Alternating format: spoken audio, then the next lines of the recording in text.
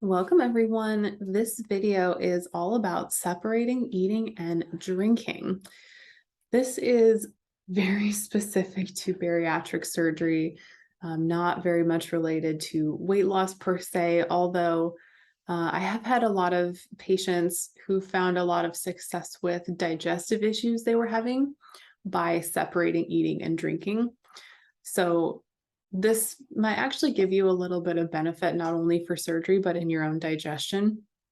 Drinking while eating is something that for decades, I think has been mentioned for weight loss. You drink a lot when you're eating and it fills your stomach and then you're going to eat less. And I do think that works for some people. But the other thing it can do is it can actually dilute your digestive enzymes.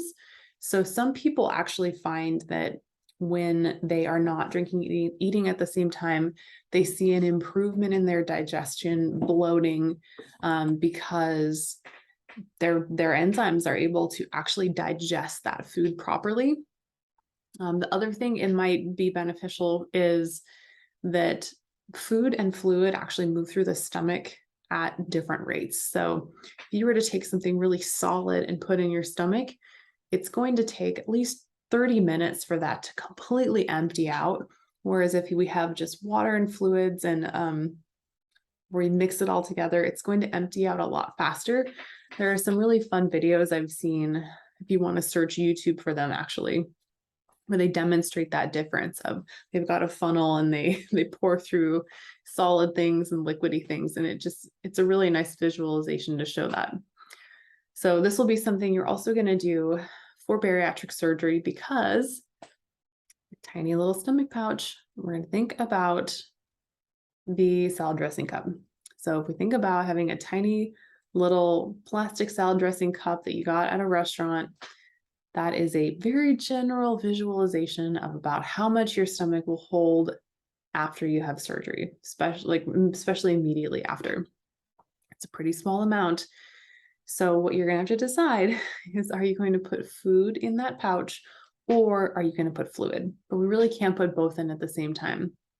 So generally what the guideline is not drinking anything while you eat and then waiting a full 30 minutes afterwards before you start drinking again.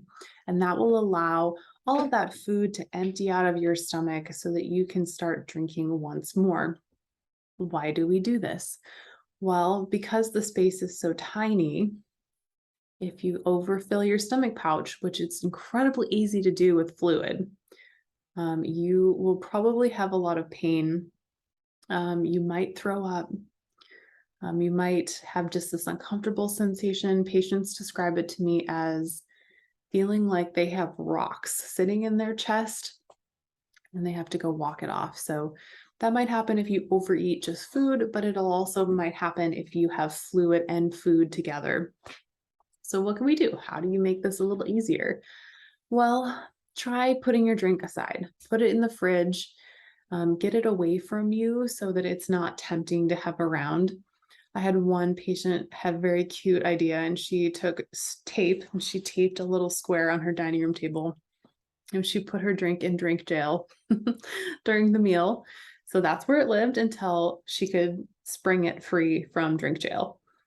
You can put it in another room. When you are out at restaurants, it's uncomfortable and a little weird, but you can tell the waiter to not fill your water glass. And I know I've heard they kind of look at people like, well, what are you asking me to do? But it's hard not to drink when you have that in front of you. Or if you have friends and family you're comfortable talking to about this and you're out at a meal, ask them to take your drink for you. So those are some tips to try to make this easier. And then afterwards, there's really no special trick to remembering that 20 to 30 minutes before you start drinking again, other than just looking at the clock, setting a timer. You can even set alarms and things that go off on your phone that might remind you. So say you always eat lunch at 12 because you work at a job where it's really regular. Maybe you're just a very regular person. You could set an alarm for 1 o'clock. So then you would stop drinking around noon, you'd eat your lunch, you'd take about 20 to 30 minutes to eat your lunch, you would know you would not start drinking again until that daily alarm went off. So those are some tips that I hope you find helpful, and good luck separating eating and drinking.